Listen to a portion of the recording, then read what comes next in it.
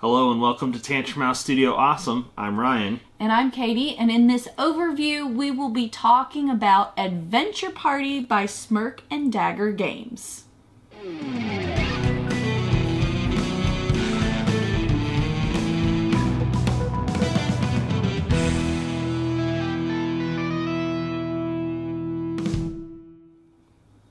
Adventure Party is a 3 to 8 player role-playing style co-op guessing game.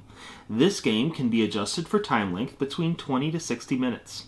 We have a prototype copy here, so remember that art or game pieces might change for the final game. Each player will choose a fantasy adventurer class and a 20-sided die. Players should familiarize themselves with what that class acts like, along with the listed proficiencies and weapons. The player will then use these to describe how their hero is going to interact with obstacles in the game. In a standard length game, 3 scenario cards will be the setting for the game, with each describing an obstacle to be overcome by the heroes. Playing one at a time, a hero will roll the die, and based on the result will describe how their character tries to overcome the obstacle. To add to their turn, a player may use one item card that they have. It can be used by the hero, enemy, or just be in the scene somehow. The entire point is to get the other players to guess their die roll. The die results could be anywhere between 1 and 20. 1 would be the worst possible failure, 9 would be failed but with no major complications, 10 would be succeeded but just barely, and then 20 is the best possible outcome. All the other players will listen to that story and how it was described and then try to guess what that player's die roll was. The guess master will announce what they think the number was, and all other guessers will turn their die to the number they think it is. If the guess master is exactly right, it will give the team 5 points. For each number off, it is 1 less point. The other guessers will receive 2 glory points if they're correct, and 1 less for each number they are off. The points will be added together, and at the end, the group will get a score based on how well that they did. The glory points are for individuals, and they will be looked at to determine which hero had the most glory, and then that player will get to describe how the adventuring party will be remembered for all of their achievements or failures. So this game feels like a fantasy RPG with the different characters and the dice rolls and the challenges. Ultimately, it's a guessing game, so you really have to feel out how your opponents, well, your fellow players, because it's cooperative, how they are good at guessing or describing. Because if they're not going to be describing very accurately, you might be guessing all over the place. Yeah, well, and it's hard because you do have to make it fit within the scenario and with what your player can do. So we found that it's the hardest to try to get people to guess things that are sort of middle range. It's very obvious when somebody has a super roll like a 3 or less, 1, 2, or 3. Those are pretty easy to guess. 17, 18, 19, 20, those are pretty easy to guess. It's the middle of the road stuff that's really hard to figure out in this, and it's hard to try to describe what's happening in the scene in a way that the others are going to get to guess what you had. Like an 11 or 12, very hard to get people to guess. This game also comes with scenario cards.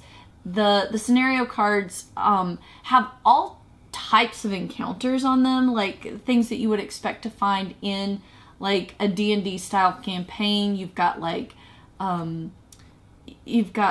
balls that you're going and attending, and that you've got to try to interact with nobles. You've got dungeon crawl type things. You've got trap rooms that you might have to deal with. Many enemies that you're trying to face on a battlefield. You have some things where you're trying to chase people. There's lots of different scenarios that give you lots of possible interactions. Yeah, and all of the cards really help along with your character, there's just several different prompts that you can draw from as you create your descriptions for the guess. Also, some of the cards that are on there, the scenarios, can change some of the normal rules for the game.